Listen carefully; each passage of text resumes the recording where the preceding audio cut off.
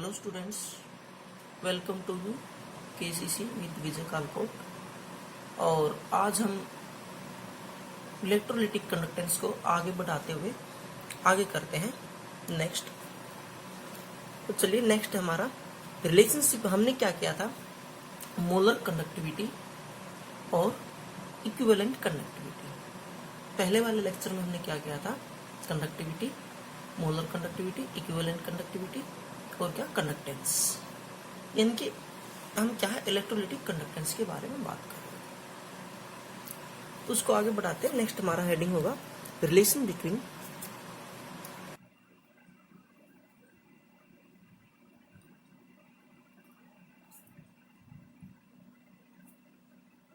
Molar conductivity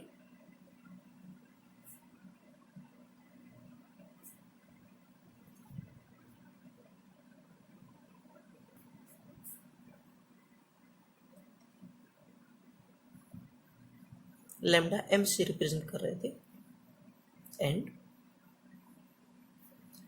equivalent conductivity.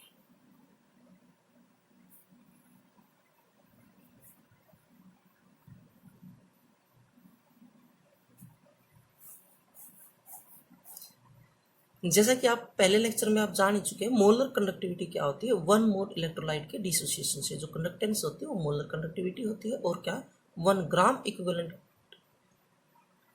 Electrolyte के dissociation से जो क्या है इलेक्ट्रिसिटी कंडक्ट होती है या फिर क्या है कंडक्टेंस होती है, वो क्या है इक्विवेलेंट कंडक्टिविटी। तो हमारा इसके बीच में हम रिलेशन लेते हैं। हमारी मोलर कंडक्टिविटी क्या थी, lambda m is equal to k kappa into thousands by m, right. उसके बाद क्या थी, इक्विवेलेंट कंडक्टिविटी क्या थी भाई, k into thousands by m normality. क्योंकि ग्राम इक्विवेलेंट क्या नॉर्मलिटी के केस में आता है। तो यहाँ पर क्या करेंगे हम, ये इक्वेशन 1 और ये 2, ठीक है, डिवाइड 1/2 बाई डिवाइड इक्वेशन 1/2। हम इसको क्या है इससे डिवाइड कर देंगे।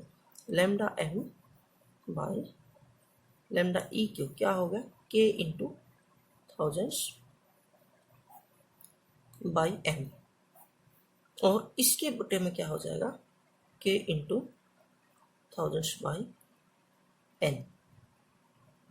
देखो k into thousands by m, अब ये ऊपर जाएगा तो पलट जाएगा, क्या होगा n by k into, simple mathematical rule है ये।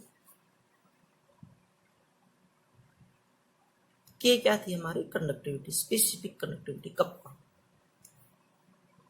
कप्पा। तो यहाँ पर क्या होगा गाइज, ये क्रॉस ये क्रॉस ये क्रॉस क्या आ गया, is equal to n by m, इनकी normality by molarity. Lambda m by lambda E q क्या आ गया, नॉर्मलिटी बाई m। इसको भी थोड़ा ओपन कर दो। नॉर्मलिटी क्या होती है, ग्राम इक्विवेलेंट डिजोल्व पर litre of solution, gram equivalent dissolve पर लीटर ऑफ सॉल्यूशन। और मोलरिटी क्या होती है, नंबर ऑफ मोल्स डिजोल्व पर लीटर ऑफ सॉल्यूशन। अगर हम क्या है यहाँ बी को सोल्यूट मान लेते हैं और ए हमारा क्या है सोलवेंट, तो नॉर्मलिटी के लिए फॉर्मूला क्या बनेगा हमारा, देखो मैं यहाँ थोड़ा करके दिखाता हूँ। Gram equivalent, gram equivalent mass क्या होता है,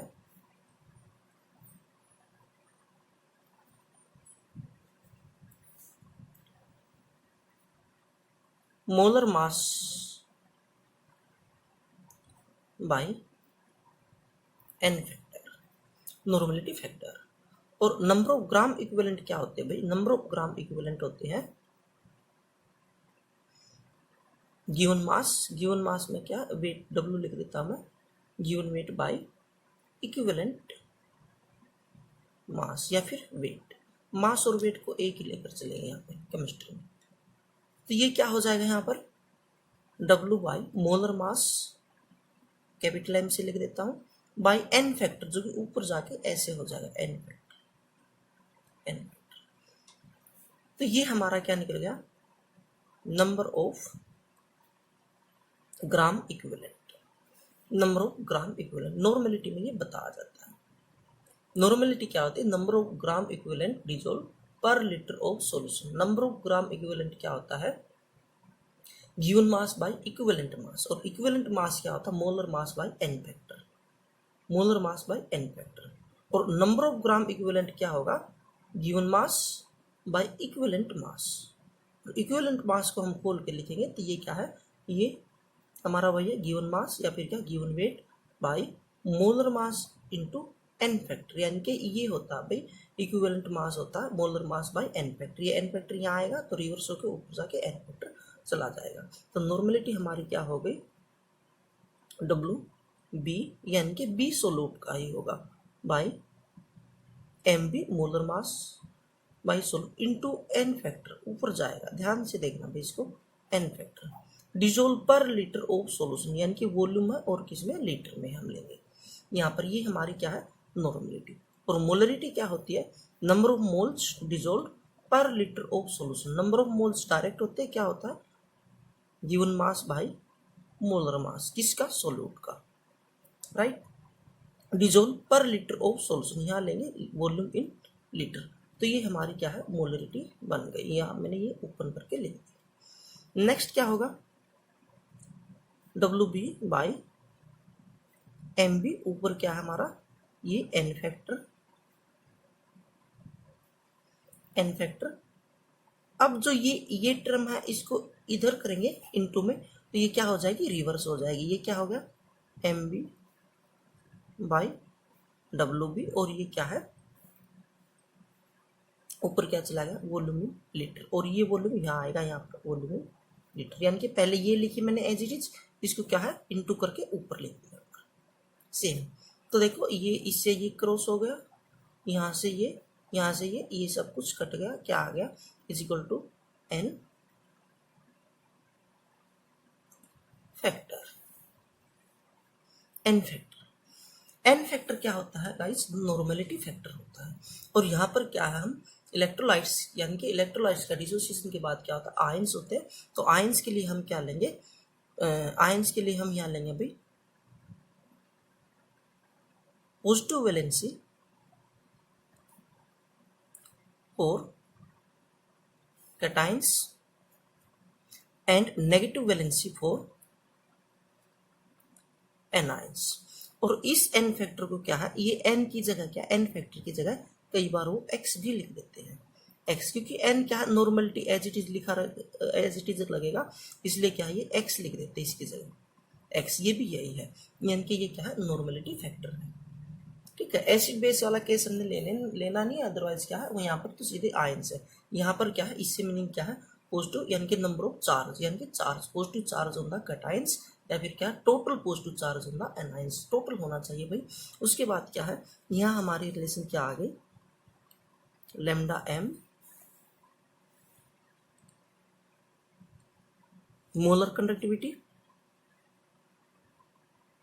bye equivalent conductivity is equal to n by m is equal to, अब n फैक्टर लिखेंगे तो मैच हो जाएगा, इसलिए क्या, इसको x ही लिख लेते हैं यहाँ पर, x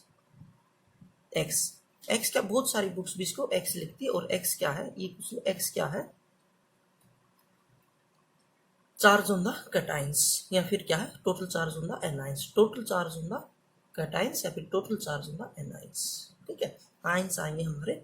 तो ये क्या, ये हमारी रिलेशन बन गई किस किस के बीच में, मोलर कंडक्टिविटी और इक्विवेलेंट कंडक्टिविटी। या फिर आप इसको इस तरह से लिख सकते हो, sorry, lambda M is equal to x into lambda E Q, ये एक्स है और ये क्या, इंटू इंटू, राइट, ऐसे लिख सकते हैं, ऐसे लिख लो, lambda M is equal to X lambda E Q. ये हमारी क्या, इसके बीच में रिलेशन हो गई, किस किस के बीच में, molar conductivity and equivalent conductivity के यूज में।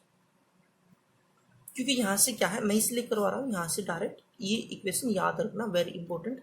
यहाँ से क्या है, कंपिटिटिव में डायरेक्ट क्वेश्चन दे देता है, वो इक्विवेलेंट वेट दे देगा और क्या आपको मोलर मास निकालना होगा, यानी कि मोलर कंडक्टिविटी दे देगा और इक्विवेलेंट कंडक्टिविटी पूछ लेगा। जैसे कि मैं आगे एक उसमें करके दिखाएंगे, न्यूमेरिकल प्रॉब्लम में इसको फॉर्मूले को लगाकर दिखाएंगे। Right, next guys, experimental determination of conductance।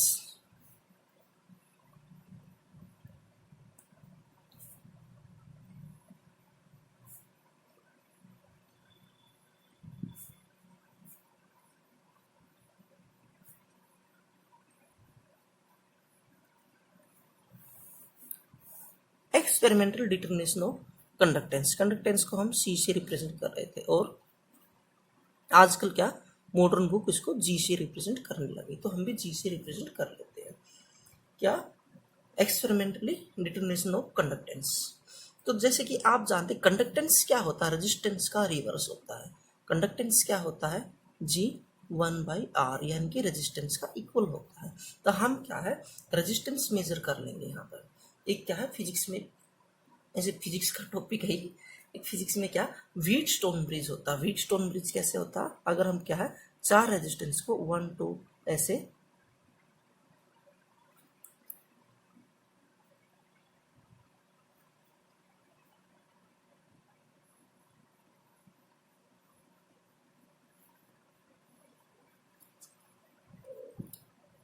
इस तरह से हम क्या है यहाँ पर गैल्वेनोमीटर लगा देते हैं, इस तरह से हम इनको कनेक्ट कर देते हैं। यहाँ पर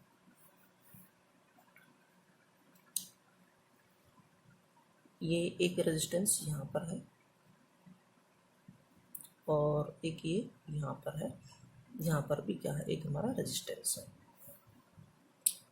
और इसको क्या है यहाँ पर ये इस तरह से, यानी कि ये रेजिस्टेंस है और इसको यहाँ से हम क्या कनेक्ट कर देते हैं इससे करंट से।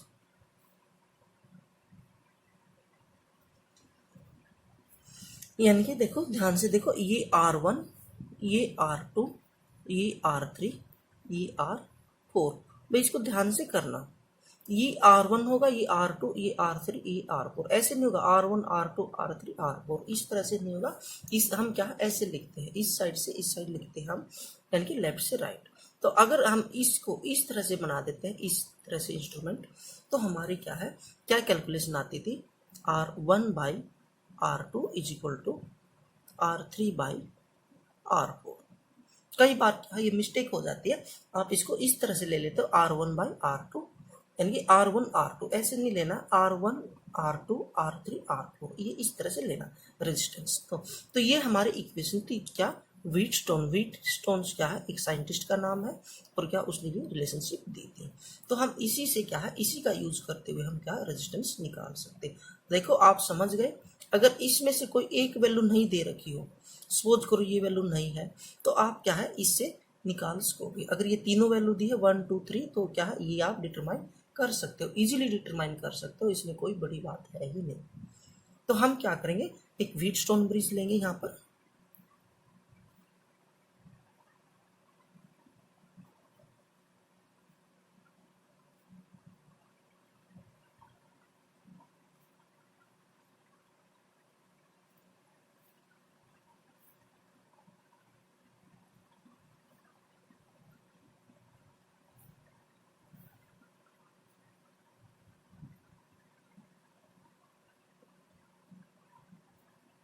बस बन गया बन गया। तो यहाँ ये क्या है R1, ये हमारा R3 और ये क्या R4 और ये क्या R2। ये R2 क्या है, हम यहाँ पर ये हमारा क्या है इलेक्ट्रोलाइट सॉल्यूशन, क्योंकि हमने क्या है मेटालिक कंडक्टर का नहीं निकालना है, हमने यहाँ पर क्या है इलेक्ट्रोलाइट्स का निकालना है। तो यहाँ पर ये हमारे क्या होंगे, इलेक्ट्रोड होंगे, आप सभी जानते हो ये इलेक्ट्रोड होंगे यहाँ पर, और इसको क्या हम यहाँ से कनेक्ट कर देंगे वायर से, एक को यहाँ से और सेकंड को इस तरह से। ये हमारा क्या इलेक्ट्रोलाइट्स यहाँ पर है। तो यहां से हम क्या है, जो ये इलेक्ट्रोलाइट्स है इसके बीच में जो रेजिस्टेंस होगा वो हम मेजर कर लेंगे। किससे? इससे, व्हीटस्टोन ब्रिज से। तो यहाँ पर हमने क्या, इसमें थोड़ा सा चेंज कर देते हैं हम। चेंज क्या कर देते हैं भाई, हम यहाँ पर डीसी की जगह क्या है, एक तो एसी करंट ले लेते हैं यहाँ पर, अल्टरनेट करंट, अल्टरनेट करंट। और गैल्वेनोमीटर की जगह क्या है, हम कोई भी यानी कि या तो ईयर डिवाइस या फिर क्या कोई अलग इलेक्ट्रॉनिक डिवाइस ले लेते हैं यहाँ पर इसको डिटेक्ट करने के लिए। तो यहाँ पर क्या है, आपको ये पता, क्योंकि इसमें रेजिस्टेंस बहुत ज्यादा होता है। क्यों यूज करते हैं? क्योंकि यहाँ तो क्या है, देखो ये पॉजिटिव हो गया, ये नेगेटिव हो गया। अगर इस तरह से हम करेंगे, एक कैथोड हो जाएगा, एक एनोड बन जाएगा। बट अल्टरनेट करंट क्या होता है, एसी करंट होता है। एक बार ये कैथोड, एक बार ये कैथोड, एक बार ये एनोड, एक बार ये एनोड। तो उसमें क्या है, यहाँ पर जो आयंस होंगे इलेक्ट्रोलाइट्स के अंदर वो डिपोजिट नहीं होंगे। अगर सपोज करो ये पॉजिटिव हो गया तो क्या है, एनाइंस इस साइड इसके ऊपर डिपॉजिट हो जाएंगे, उनकी मूवमेंट नहीं होगी फिर। और क्या, इसके ऊपर क्या, कैटाइंस डिपॉजिट हो जाएंगे। अगर हम क्या इसको रिवर्स कर देते हैं, इसमें हमने क्या है, ये पॉजिटिव बना दिया, तो यहाँ पर क्या एनाइन डिपॉजिट हो जाएंगे और यहाँ पर कैटाइंस। इसलिए क्या हम अल्टरनेट एसी करंट ले लेते हैं भाई, एसी। एक बार ये कैटाइन होगा, एक बार ये एनाइन होगा, एक बार यानी अल्टरनेट करंट होता है एसी, आप जानते ही हो।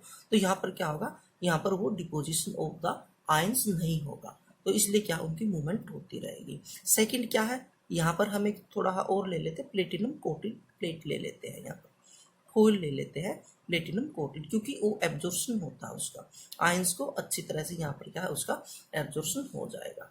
यानी कि यहाँ लिख देता हूँ मैं, कोटेड विद प्लेटिनम ब्लैक, जैसे NHE या फिर क्या है SHE में लेते थे हम। ये क्या है भाई, सॉल्यूशन है। कौन सा सॉल्यूशन? इलेक्ट्रोलाइटिक सॉल्यूशन है। और ये क्या, ये तो आपको पता ही है, L/A, ये तो फिक्स होगी, लेंथ इनकी फिक्स होती है, और एरिया, क्रॉस सेक्शन एरिया भी क्या है, ये फिक्स ही होगा, L/A। और वो क्या होता है, सेल कांस्टेंट, किसको, G* से रिप्रेजेंट कर देते हैं इसको, सेल कांस्टेंट, सेल कांस्टेंट। तो इस तरह से हम क्या है, यहाँ पर हम कंडक्टेंस मेजर कर लेंगे, यानी कि पहले रेजिस्टेंस मेजर कर लेंगे। रेजिस्टेंस का उल्टा क्या होता है, कंडक्टेंस होता है। तो ये क्या था, एक हमारा क्या मेथड है, क्या, व्हीटस्टोन ब्रिज।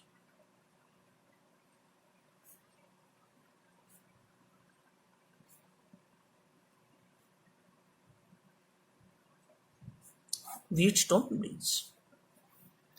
तो इस मेथड से हम क्या है, क्या मेजर कर लेंगे, रेजिस्टेंस, यानी कि रेजिस्टेंस उसका उल्टा ही क्या होता है, कंडक्टेंस होता है।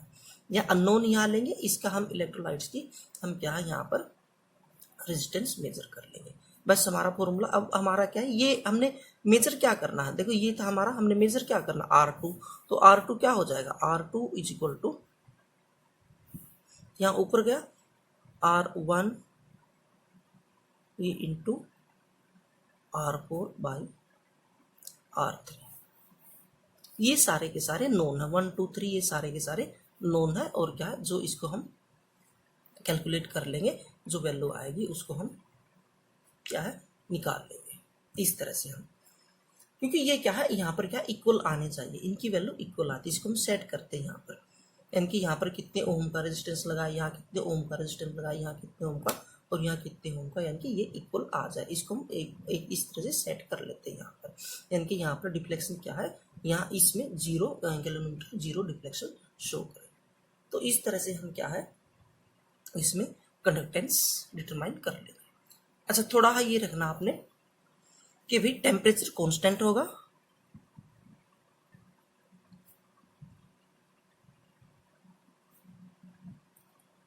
ये N है कांस्टेंट होगा। और उसके बाद क्या हमने इसमें कुछ चेंजेस क्या किए, यहाँ पर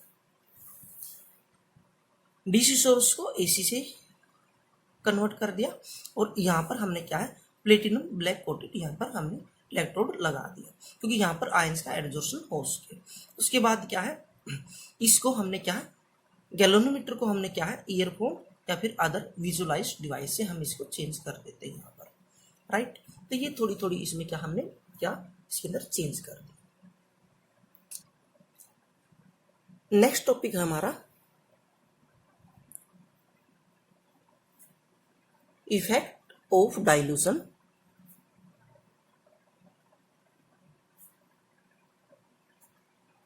on conductance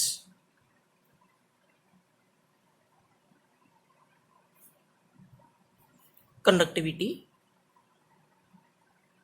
molar conductivity and equivalent conductivity.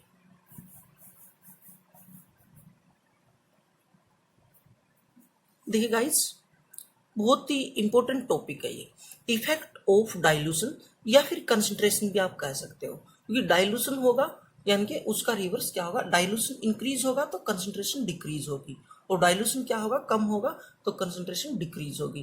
तो यहाँ पर आप क्या है, इफेक्ट ऑफ कंसंट्रेशन भी कह सकते हैं ऑन कंडक्टेंस, कंडक्टेंस का, कंडक्टिविटी का, और क्या है, मोलर कंडक्टिविटी और इक्विवेलेंट कंडक्टिविटी। तो देखिए गाइज, यहाँ पर दो केस बनते हैं, एक हमारे पास वीक इलेक्ट्रोलाइट्स होता है और एक क्या, स्ट्रॉन्ग इलेक्ट्रोलाइट्स होते हैं। वो आपको मैं पहले ही भी बता चुका हूँ, वीक इलेक्ट्रोलाइट्स में क्या होता है, डिसोसिएशन कम होता है, और स्ट्रॉन्ग इलेक्ट्रोलाइट में क्या है, 100% डिसोसिएशन होता है। तो यहाँ पर क्या है, पहले फर्स्ट केस लेते हैं हम, four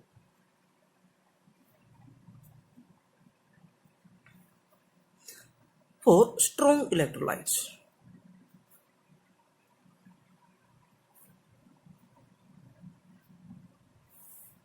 for strong electrolytes, strong electrolytes में क्या होता है, वैसे तो दोनों ही इलेक्ट्रोलाइट्स में अगर हम डाइल्यूशन करेंगे, उसको डाइल्यूट कर देंगे, भाई हमारे पास ये क्या है, डाइल्यूट करने का मीनिंग क्या है, अगर एक्वस सॉल्यूशन है तो क्या है, हम क्या अमाउंट ऑफ सॉल्वेंट इंक्रीज कर देते हैं, यानी कि हमारे पास ये था, सपोज करो, एक अज्यूम कर लो, हमारे पास क्या 20 ml सॉल्यूशन है और इसके अंदर क्या है, हमारे 50 क्या है, आयंस है, आयंस 50 आयंस है, ठीक है, यानी कि हमारे पास क्या है, यहाँ पर 50 आयंस है, नंबर हम काउंटिंग कर लेते हैं, यहाँ पर क्या 50 आयंस, या फिर कह लो इलेक्ट्रोलाइट्स है, इलेक्ट्रोलाइट डिसोसिएट होगा, जैसे क्या है KCl, तो उसमें क्या है 50 केस के पॉजिटिव होंगे और क्या है 50 ही क्या होंगे, Cl नेगेटिव होंगे।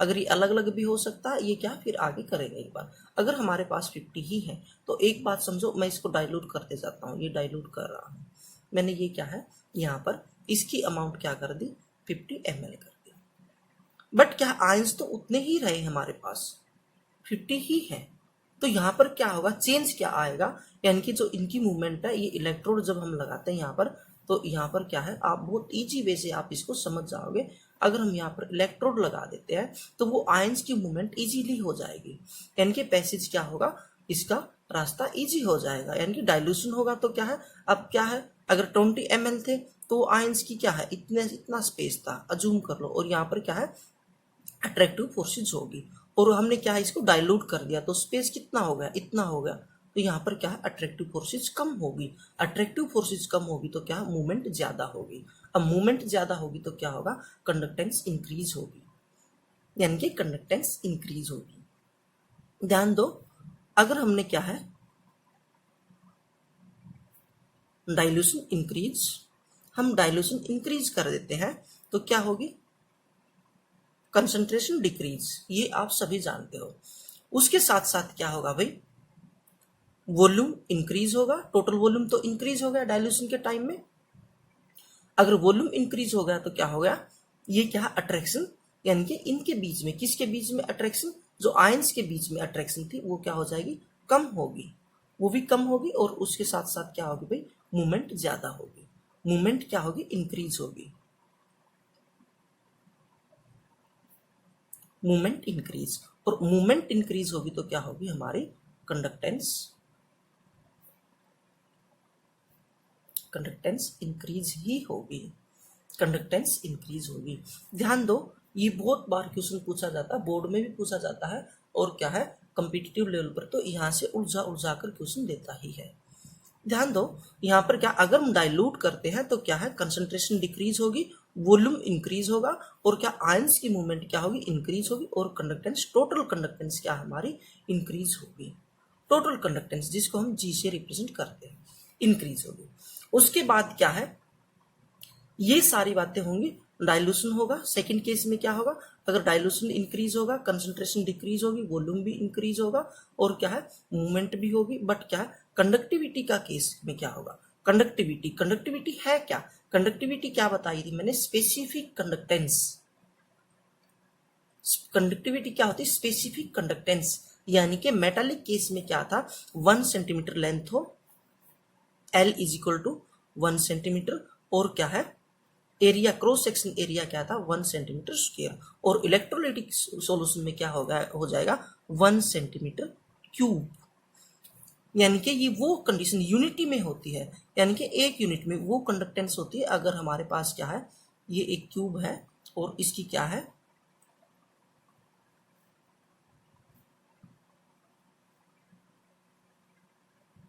ये क्या लेंथ भी 1 सेंटीमीटर हो जाए, 1 सेंटीमीटर हो, और उसके बाद क्या ये जो हाइट है वो भी क्या है 1 सेंटीमीटर हो, और ये क्या ब्रेथ क्या है, ये भी क्या है 1 सेंटीमीटर हो। यानी कि 1 centimetre cube, 1 CC centimetre cube, 1 centimetre cube volume के अंदर क्या है हमारी क्या है कितनी कंडक्टेंस होगी, वो स्पेसिफिक कंडक्टेंस होती है, यानी कि कंडक्टिविटी होती है।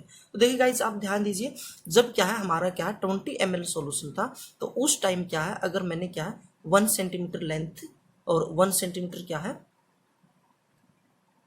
लेंथ, 1 सेंटीमीटर हाइट, और क्या है यहाँ पर क्या 1 सेंटीमीटर ब्रेथ में ले लेता हूँ, तो उस टाइम क्या होगा अगर हमने ऐसे वॉल्यूम ले लिया यहाँ से वॉल्यूम, यानी कि 1 सीसी वॉल्यूम, तो उस वॉल्यूम में क्या है आयंस क्या थे ज्यादा थे, क्योंकि 50-50 आयंस इतने में थे, तो यहाँ पर क्या डेंसिटी ज्यादा थी, ये क्लोज थे बहुत सारे आयंस। और उसके बाद क्या है मैंने डाइल्यूट कर दिया, डाइल्यूट करने के बाद क्या है आयंस की डेंसिटी कम हो गई, यानी कि क्या है दूर दूर हो गए आयंस। तो यहाँ पर क्या एक वॉल्यूम के अंदर क्या 1 सीसी के अंदर क्या होगा, यहाँ पर 1 सीसी कह लो या फिर क्या 1 ml कह लो, ml सॉल्यूशन के अंदर क्या होगा यहाँ पर कम होंगे, नंबर ऑफ आयंस कम हो जाएंगे।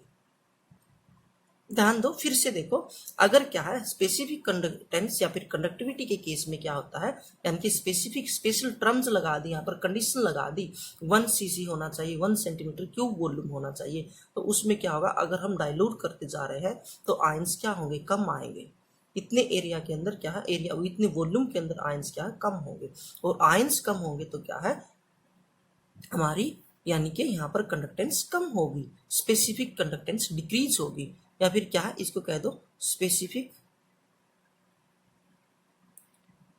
कंडक्टेंस, या फिर क्या है कंडक्टिविटी।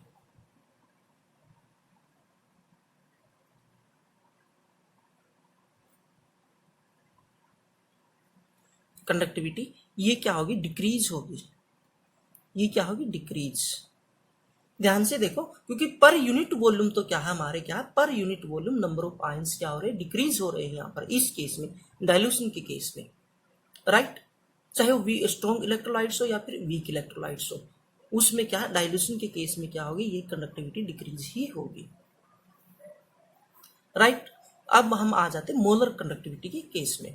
मोलर कंडक्टिविटी क्या बताई थी मैंने, मोलर कंडक्टिविटी डाइल्यूशन होगा यानी कि इंक्रीज होगा, डाइल्यूशन हम इंक्रीज कर रहे हैं कंसंट्रेशन डिक्रीज ही होगी, मैं यहाँ लिख देता हूँ डाइल्यूशन इंक्रीज, ठीक है शॉर्ट में लिखते हैं कंसंट्रेशन डिक्रीज, वॉल्यूम क्या होगा हमारा इंक्रीज होगा, ठीक है, और क्या मूवमेंट भी क्या होगी हमारी आयंस की मूवमेंट क्या होगी आयोनिक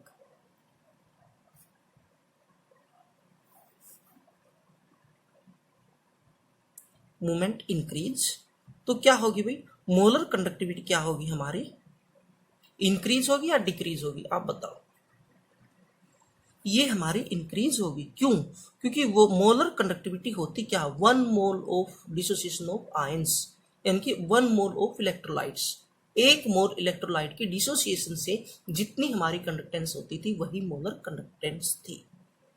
यानी कि यहाँ पर वॉल्यूम फिक्स नहीं था, वो वॉल्यूम इतना हो यानी कि यहाँ तक वॉल्यूम चला गया ठीक है, बट हमारे क्या है इलेक्ट्रोलाइट्स कितना होना चाहिए 1 मोल होना चाहिए इलेक्ट्रोलाइट्स। देखो एक तो 1 मोल इलेक्ट्रोलाइट्स 1 मोल इलेक्ट्रोलाइट्स 20 ml में थे, तो वहां पर क्या है क्लोज थे वही बात फिर आ गई, और फिर क्या है ये 50 ml हो गया, तो वो क्या है उनकी डिस्टेंस इंक्रीज हो गई, और इंक्रीज हो गई तो उनकी मूवमेंट भी इंक्रीज हो गई, मूवमेंट इंक्रीज होगी तो क्या है यहाँ पर क्या होगी कंडक्टिविटी भी इंक्रीज होगी, मोलर कंडक्टिविटी इंक्रीज होगी भाई यहाँ पर। ध्यान दो और सेम केस क्या है, फोर्थ केस क्या है, अगर वही बात है डाइल्यूशन इंक्रीज करेंगे, कंसंट्रेशन क्या करेंगे, डिक्रीज हो जाएगी, और क्या वॉल्यूम भी हमारा इंक्रीज होगा, और क्या है आयनिक मूवमेंट भी इंक्रीज होगी, और क्या इक्विवेलेंट क्या होगी, कंडक्टिविटी भी इंक्रीज होगी। क्योंकि ये तो 1 मोल ले रहा था, वो क्या 1 ग्राम इक्विवेलेंट ले लेता है मास। बट क्या उस केस में क्या यहाँ पर वॉल्यूम की कंडीशन नहीं लगाता, यहाँ पर कंडीशन क्या होती है, यानी कि हमारे पास क्या इलेक्ट्रोलाइट्स क्या है वो 1 ग्राम इक्विवेलेंट होना चाहिए, या फिर क्या 1 मोलर होना चाहिए, 1 मोल होना चाहिए। तो उस केस में क्या है वो तो उतना ही रहा, उसकी मूवमेंट इंक्रीज हो जाएगी। मूवमेंट इंक्रीज होने के कारण क्या होगी, यहाँ पर ये इंक्रीज होगी यहाँ पर, right.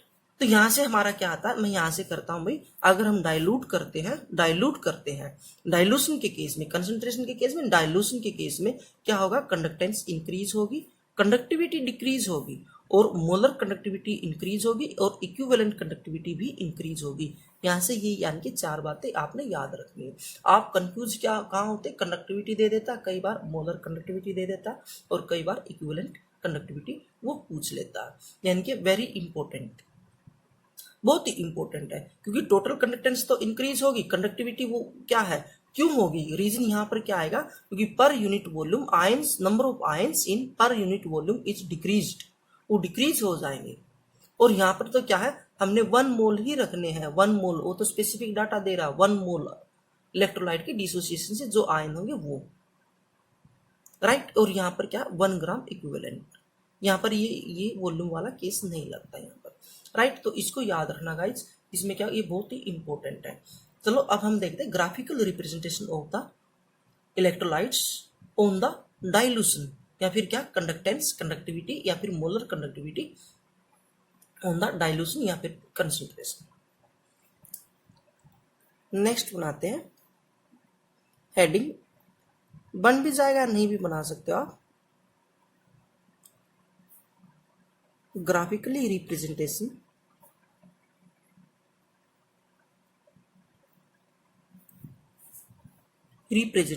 of effect of dilution on molar conductivity, या फिर क्या है इक्विवेलेंट कंडक्टिविटी, ऐसे लिख देते हैं। इसको क्या है लैम्डा ई से फिर लिख देता है, एक ही बात है। यानी कि मोलर कंडक्टिविटी और इक्विवेलेंट कंडक्टिविटी में क्या होगा, दोनों ही इंक्रीज होंगे, या फिर कंडक्टेंस में। तो हम क्या है यहाँ पर ग्राफ बनाते हैं। फर्स्ट केस क्या होगा, 4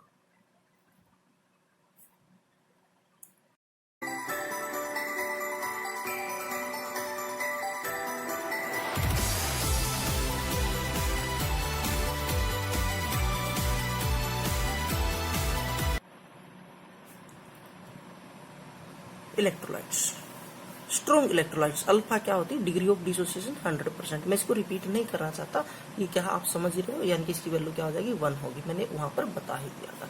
स्ट्रॉन्ग और वीक इलेक्ट्रोलाइट्स हम ग्राफ बनाते भाई, ये क्या है हमारा एक्स एक्सिस, और ये क्या है वाई एक्सिस, राइट।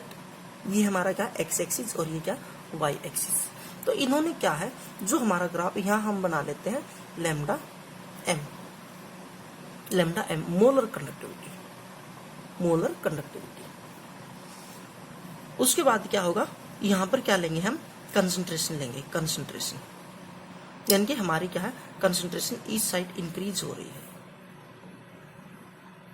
कंसंट्रेशन इस साइड इंक्रीज हो रही है। और जो ग्राफ बना रहे थे वो क्या है, उन्होंने ये देखा साइंटिस्टों ने क्या यहां पर क्या है √C की वैल्यू क्या है अच्छी आ रही थी। अगर हम क्या रूट कंसंट्रेशन का अनरूट करके वैल्यू ले रहे थे तो ये ग्राफ बहुत अच्छा बना रहा था, इसलिए क्या इन्होंने क्या ये बना दिया। उसके बाद आप समझ रहे, अगर इस साइड कंसंट्रेशन इंक्रीज हो रही है तो इस साइड क्या होगा डाइल्यूशन होगा, इस साइड क्या होगा डाइल्यूशन इंक्रीज होगा,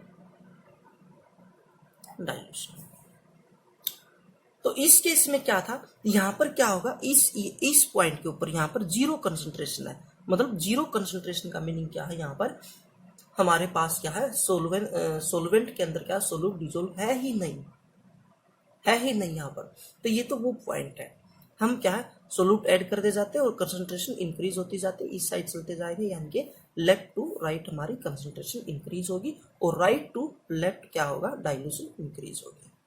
तो इस टाइप में क्या है, अगर हम क्या है यहां से ये इस तरह का ग्राफ हमें दिखाई दिया, किस तरह का, इस तरह का, यानी कि हम क्या है कंसंट्रेशन से डाइल्यूट करते गए तो हमारी क्या है मोलर कंडक्टिविटी इंक्रीज होती गई, जिसमें स्ट्रॉन्ग इलेक्ट्रोलाइट के केस में, क्योंकि आयन तो क्या हमारे वहां पर कंप्लीटली डिसोसिएट होते ही हैं। तो स्ट्रॉन्ग इलेक्ट्रोलाइट का मीनिंग क्या, 100% डिसोसिएशन हो जाता है वहां पर, वो तो मोल्टन स्टेट में ही हो जाता है, बट क्या है उनका पैसेज यानी कि मूवमेंट ऑफ आयंस इंक्रीज हो जाती है, इसलिए क्या है ये हमें क्या इस तरह से यहाँ पर इंक्रीज होती हुई दिखाई दी। ये एक्सपेरिमेंटल डाटा है, क्या दिखाई दी, मोलर कंडक्टिविटी। और उसके बाद क्या है सीधी देखो इस साइड जानी थी, ये थोड़ी सी ऐसे हो गई, यानी कि इस तरह से,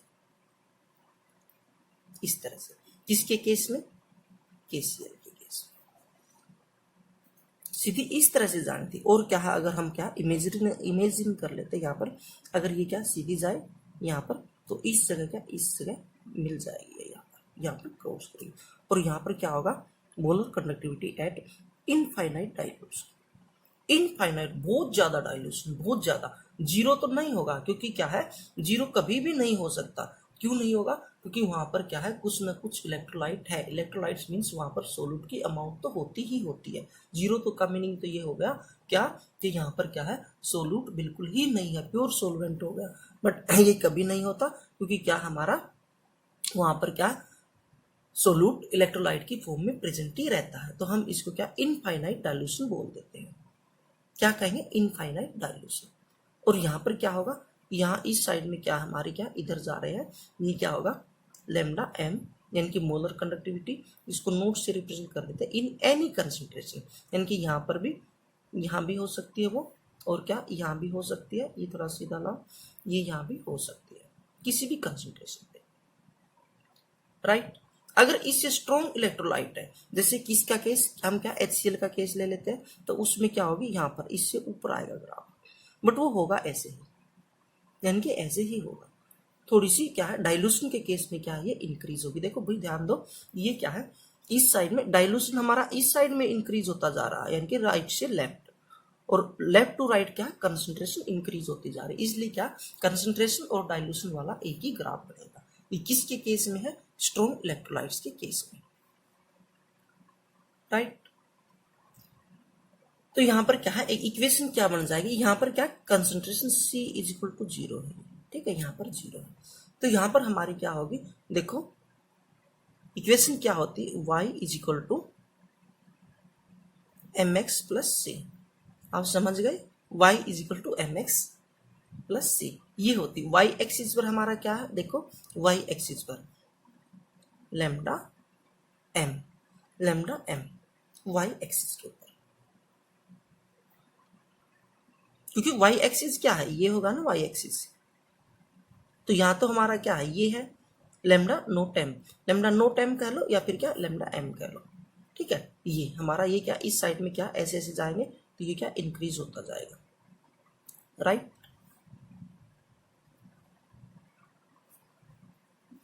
और x एक्सिस के ऊपर क्या है भाई रूट सी, अंडर रूट सी, उसके बाद क्या होगा m हमारा क्या होता है, m होता है स्लोप, देखो ये हमारा, देखो यहां से देखो ये हमारा क्या है y एक्सिस और ये क्या x एक्सिस, y एक्सिस पर तो हम क्या देख रहे हैं, ये देख रहे हैं लेमडा m, यानी कि ये ऐसे ऐसे ऊपर नीचे, यानी कि ऊपर हो रहा है या फिर नीचे हो रहा है, ये तो ये हो गया हमारा। उसके बाद क्या है x एक्सिस पर क्या है अंडर रूट सी, राइट। और m की वैल्यू क्या होती है भाई स्लोप होती है, स्लोप देखो इंक्रीज डिक्रीज होता जा रहा है इस साइड में, तो यहाँ पर हम क्या करेंगे इक्वल माइनस b से रिप्रेजेंट कर देते हैं इसको, b से, और उसके बाद क्या है प्लस c, क्या होता है भाई c इंटरसेप्ट होता है, जो y एक्सिस को कहाँ पर ये काट रहा है, अगर इमेजिन करेंगे तो यहाँ पर क्या ये काट रहा है, यानी कि क्या होगा लेमडा इन्फिनिटी m, ये हमारे इक्वेशन बन जाएगी यहाँ पर। और ये क्या है b क्या है भाई हमारा ये स्लोप है, ये क्या कांस्टेंट है, मैं आगे लिखता हूँ इसका थोड़ा रीअरेंज कर लेते हैं इसको, lambda naught m is equal to lambda m, ये प्लस का आगे ले लेते माइनस बी रूट सी, ये हमारी क्या इक्वेशन बन जाती है। और ये किसने दी थी? Debye Huckel own Sagar,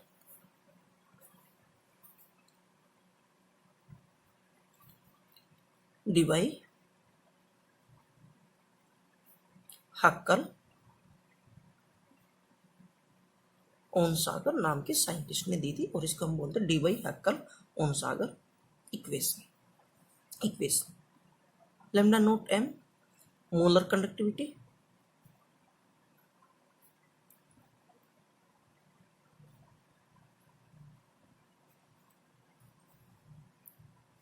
at any concentration, at any concentration, lambda infinity m,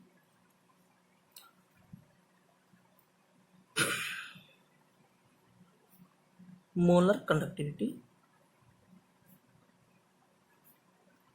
at infinite dilution, और उसको लिमिटिंग मोलर कंडक्टिविटी भी कह देते हैं। लिमिटिंग यानी कि ये लिमिट आ गई यहाँ पर, बस इससे ज्यादा नहीं हो सकता, इसको क्या कह सकते हैं? लिमिटिंग, इसी को molar conductivity, right. C, concentration of electrolyte,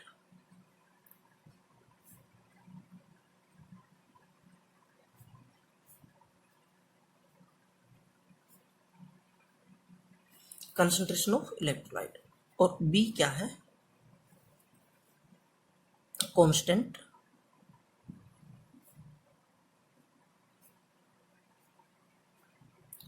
depends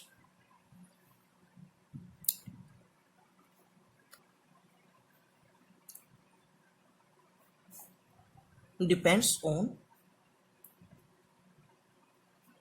solvent। भाई ये क्या है? विस्कसिटी, उसकी कितनी विस्कसिटी है भाई, या फिर क्या है? सरफेस टेंशन एटसेट्रा, ये उसके ऊपर डिपेंड करता है। ये हमने क्या यूज की, ये हमारी क्या इक्वेशन बन गई। तो ये हमारा ग्राफ किसके लिए बना है? किसके लिए बना भाई? मोलर यानी कि स्ट्रॉन्ग इलेक्ट्रोलाइट्स के लिए। ये क्या हमारा ग्राफ है। अब हम क्या है वीक इलेक्ट्रोलाइट्स के लिए आगे ग्राफ देखते हैं। यहाँ यही देख लेते हैं, यहाँ बनाते हैं हम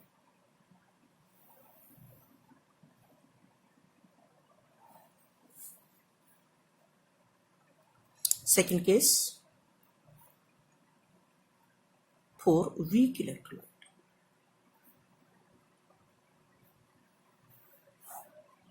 Weak electrolyte, right? Like HCOOH, CH3COOH etc. तो इस केस में क्या होगा, ये वही बनाते हैं हम, ये क्या हमारा y एक्सिस और ये क्या x एक्सिस। देखो हो गया। यहाँ पर क्या लेंगे √c और यहाँ पर क्या लेंगे मोलर कंडक्टिविटी, राइट। तो इस केस में क्या होता है हमारा ग्राफ, अगर हम क्या है इस साइड से इस साइड जाते हैं, डाइल्यूट करते जाते हैं, तो इस तरह से हमारा ग्राफ बनता है, यानी कि सडनली चेंज होता है।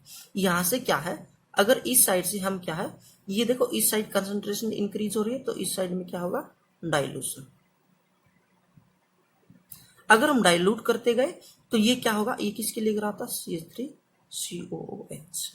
अगर हम इस इधर गए तो एकदम से सडनली बहुत ज्यादा इंक्रीज हो जाती है क्या मोलर कंडक्टिविटी।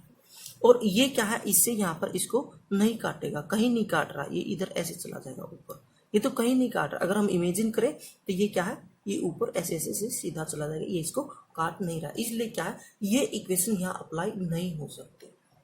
और ये क्यों होता है ऐसा, ऐसा क्यों होता भाई, देखो ये क्या, ये हम क्या इसके लिए बना लेंगे, अगर ऐसे बनेगा इसके लिए क्या H COOH, इस तरह से, यानी कि थोड़ी थोड़ी इंक्रीज होगी, फिर क्या सडनली इंक्रीज होगी। क्यों? क्योंकि हम जैसे जैसे क्या है डाइल्यूट करते जाते हैं तो हमारा अल्फा क्या है इंक्रीज होने लगता है। इंक्रीज अल्फा की वैल्यू आपको पता है यहाँ पर क्या है, लेस देन क्या होती है भाई, less than 100%। Approximate near about क्या होती है यहाँ पर, अल्फा क्या होती है, बहुत कम होती है, इक्वल टू 100%, यानी कि 5% के इक्वल होती है। तो वहां पर क्या होगा, एक बार इसको ध्यान से सुनो, वहां पर क्या होगा, जैसे जैसे हम डाइल्यूट करते जाएंगे तो उसमें क्या है 100% डिसोसिएशन नहीं था वीक इलेक्ट्रोलाइट्स का, और क्या हम डाइल्यूट करते जाएंगे तो क्या डिसोसिएशन इंक्रीज होता जाएगा, यानी कि आयंस की मूवमेंट तो इंक्रीज हो रही है यहाँ तक, यहाँ से यहाँ तक तो आयंस की मूवमेंट इंक्रीज हो रही है, सही है। उसके बाद क्या है, नंबर ऑफ आयंस भी इंक्रीज हो गए एकदम से। क्यों? क्योंकि वहां पर क्या है डिसोसिएशन इंक्रीज हो गया, अल्फा की वैल्यू इंक्रीज हो जाती है। जितना भी ज्यादा डाइल्यूट करते हैं हम इसको, किसको, वीक इलेक्ट्रोलाइट को, उसमें आयंस उतने ही इंक्रीज होने लग जाते हैं, right, due to the increase in the alpha, या फिर क्या, due to the dissociation value of the weak electrolyte number of ions increase, hence molar conductivity suddenly increase, एकदम से बहुत ज्यादा इंक्रीज हो जाती है मोलर कंडक्टिविटी। भाई यहाँ पर क्या होगा, बहुत सिंपल सी बात है, आयंस की मूवमेंट तो इंक्रीज हो ही रही थी, नंबर ऑफ आयंस भी इंक्रीज हो गए।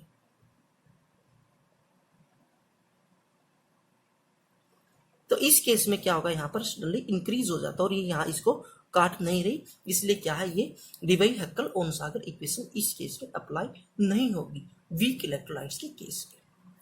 तो इस तरह से ये क्या ग्राफ बनेगा, इसके लिए क्या है, वीक इलेक्ट्रोलाइट्स के लिए क्या है, एक नेक्स्ट आता है कोलराज लॉ, उस उन्होंने क्या है वहां पर वीक इलेक्ट्रोलाइट की मोलर कंडक्टिविटी डिफाइन करने के लिए एक इक्वेशन दी। तो आगे हम क्या, इससे आगे कोलराज लॉ पढ़ेंगे।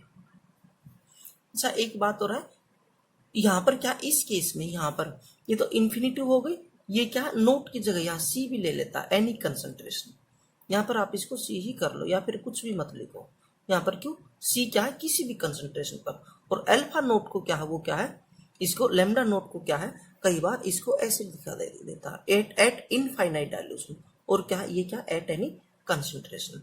तो इसलिए क्या है यहाँ पर मैंने नोट लिख दिया, बट क्या है उसमें कंफ्यूजन हो जाएगा, अगर आप बुक्स देखोगे तो उसमें क्या आपको कंफ्यूजन हो जाएगा, यानी कि ये क्या है lambda molar conductivity at any concentration, और ये क्या है molar conductivity eight infinite dilution.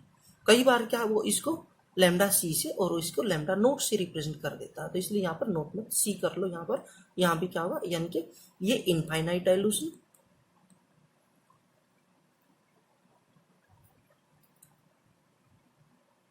और ये क्या है एनी कंसंट्रेशन, और रिप्रेजेंट करने का मेथड हो जाता, अदरवाइज क्या सेम यही होगा, यही होगा, और क्या इन्फिनिटिव ऐसे लिख दे तो और भी बेटर है, ये क्या किसी भी कंसंट्रेशन के ऊपर होगा, राइट। तो ओके गाइड्स, आगे फिर करते हैं नेक्स्ट वीडियो में कोलराज लॉ। तब तक आप पढ़ते रहिए, और क्या चैनल को लाइक सब्सक्राइब और शेयर करना। Thank you.